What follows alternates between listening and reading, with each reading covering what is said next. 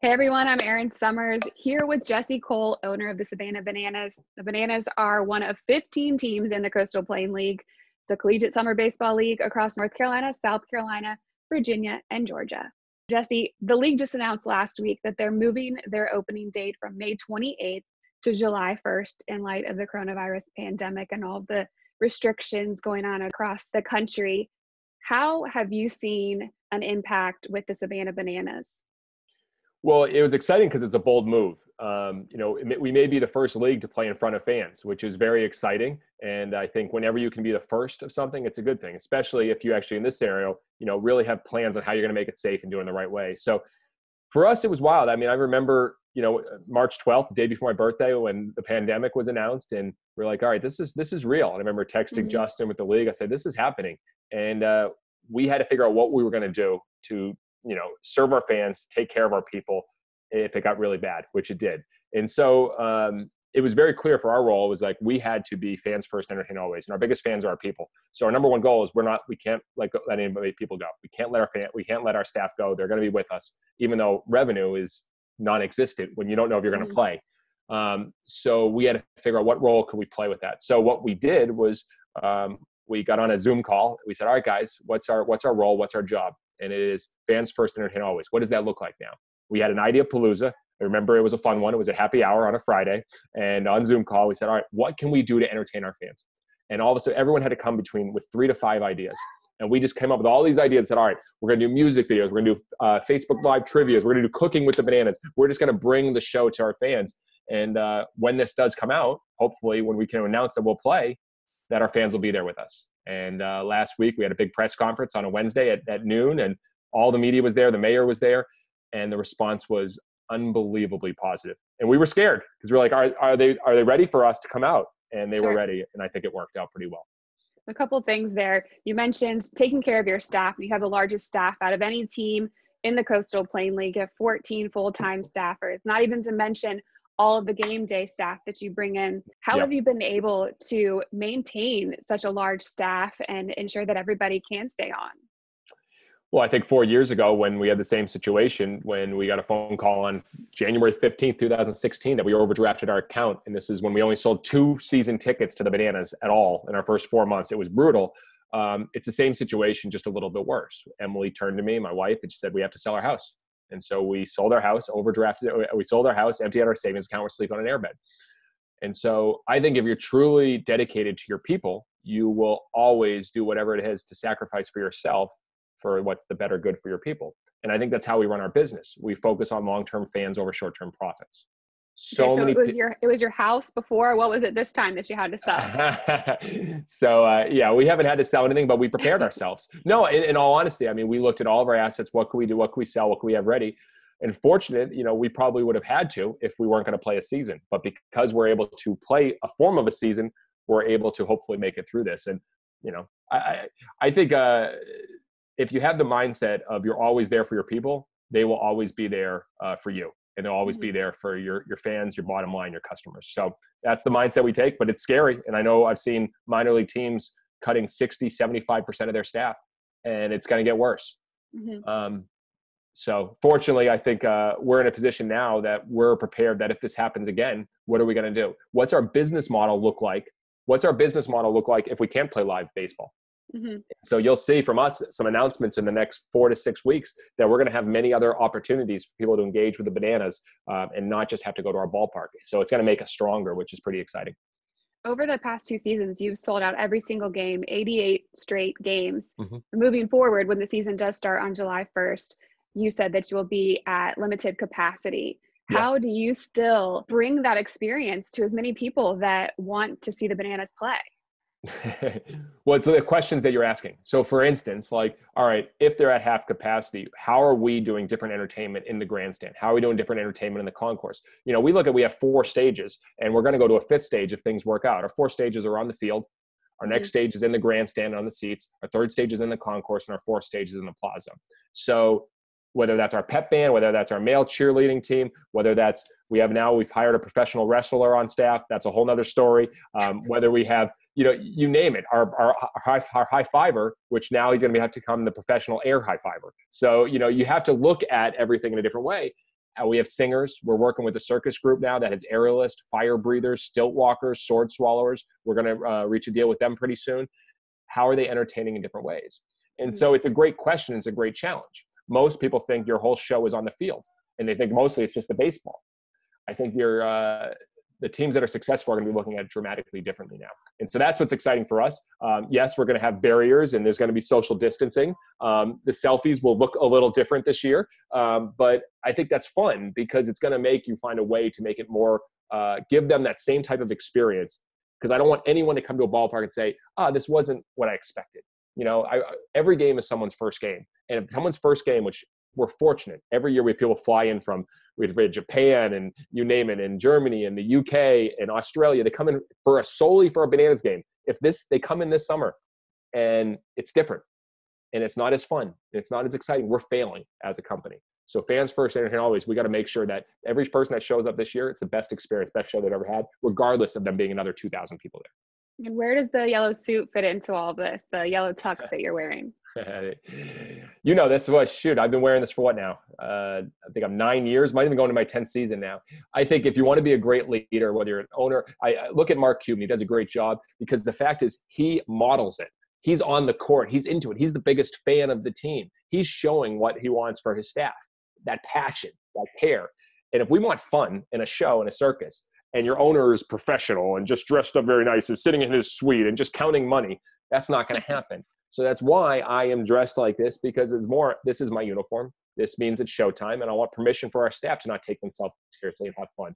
And you'll see it. Our staff is going to be wearing even more ridiculous outfits than I've ever seen this summer, just because this is who we are. And we need more fun, especially now, because people, it's just so serious. Everything's fear, challenges. No, if you can do it in a safe way, show that you can have fun. And so that's why I wear it. And you've talked about the show that there is every single game. When do you start practices with the dancers, the dancing nanas and the dancing grounds crew? And you said kind of more the circus aspect that you're going to be bringing this summer. Yeah, so we pushed auditions, I think, like 4 times now. Like, at first it was like in March, then it was in April, then it's in May, and now it's in June. Yes, we have pushed auditions a bunch. I think our auditions in early June. What's great is the Banana Nanas are like, they're year round. Like, it's so crazy how much time the Banana Nanas put into it. Head Nana Karen, she's like, Jesse, I don't know if you know this, but we practice 3 times a week, year round, to get ready for this. I'm like, that's a lot. That's very intense. You guys better be good this year then. The Bananas, I don't even know what kind of practicing that takes. They're just male cheerleaders who just throw their pom-poms and dance. But even the players, it's not just the players getting ready for baseball, it's the players getting ready for the show. So, for instance, our intimidation coach or our trainer, our professional wrestler, Voodoo Jack, which is real life, he is working on a haka, which, if you know the hakas from like back, rugby days, he's working on that. So yes, there will be a practice where the guys learn how to do a haka right before the national anthem at the other team. Is it going to look crazy? You better believe it. So there's actually preparation that goes into that with the guys. So our 2 weeks prior, there will be a lot of videos. We're going to announce Bananas Insider, which is going to be the first ever all access subscription model that people have ever seen, showing games they've never seen before, showing dugouts, locker rooms, on the banana bus, host family, cooking with bananas, shower interviews. I just named a lot of things, but that's all going to happen. There's going to be 2 weeks of prepping with the bananas. So we'll be doing lots of video, lots of film. There'll be cameras around. So it's teaching the guys the part of that as much as it is the baseball. So their schedule will be very full, but I think the players are looking forward to that. Think about everyone else right now. It's sitting at home waiting. It's like, I get to do all this. I get to entertain, whether it's in front of people on the screen, whether it's in front of people in the stadium. So I think the guys are hungry, and the players I've talked to, they're like, we can't wait. And one of our top guys, who is the famous Dancing Deegan, 6'7" University of Kentucky dancer that can't dance at all, but he thinks he can. And actually, he's come a long way. He can now dance a little bit. He was set to go to Cape Codley. Cape Codley completely canceled their whole season. And so he fires me a text. You guys go, I'm coming back. He goes, I can't wait. And so it's exciting to give these guys the opportunity now, and a lot of leagues are also canceling. One of the stages is the field for the players. When are they going to be allowed to come in, and how do you feel about their ability to play baseball when they lost half of their season? Yeah, that's fluid, and that's obviously something none of us are used to. But I think when you bring on great people and you empower them to do the job, it makes things easier. I think Tyler Gillum is one of the greatest coaches in minds and person that cares about people as much as anyone I've ever met. So we talk regularly. And it's not where, hey, I go, Tyler, what do you think is best? How do you want to lead this? How do the players get ready? How much time do you need in prep? What do the workouts look like? What are the safety precautions we need? And when you give that coach that much ownership, and it's not a battle, front office versus coach, we want this from the players, we want this, and you let them run it, then all of a sudden you have the complete ownership of not only the coach, but the players, and you have everyone on the same page. So what is it going to look like? We're going to look at 2 weeks early, 2 weeks before the season. And it's going to be obviously we're going to have a bigger roster, and we're going to look at how do we almost split squad in an idea, kind of like spring training, where guys are getting ample time off to be able to get ready. It's not game every single day. And so there's a preparation. The number one thing that Tyler is focused on is the safety of the players, not just with the COVID-19, but also with, coming back from not playing. Players, as I played college ball, you're playing constantly. It's 24/7. You really don't take much of a break. Even in the off season, you're working out.